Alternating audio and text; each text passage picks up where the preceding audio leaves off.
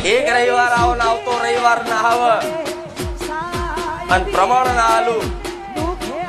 તો હું બહુચર ના ખાતાની ઉગતા પોર ની મેલડી લઈ પ્રમાણ ગમે તે રૂપમાં, ગમે તે જગ્યાએ, ગમે તે સ્થાને, ગમે તે સમય ચોગાડિયામાં જે ભાવિ ભક્તો શ્રદ્ધા અને વિશ્વાસ રાખીને આયા છે ને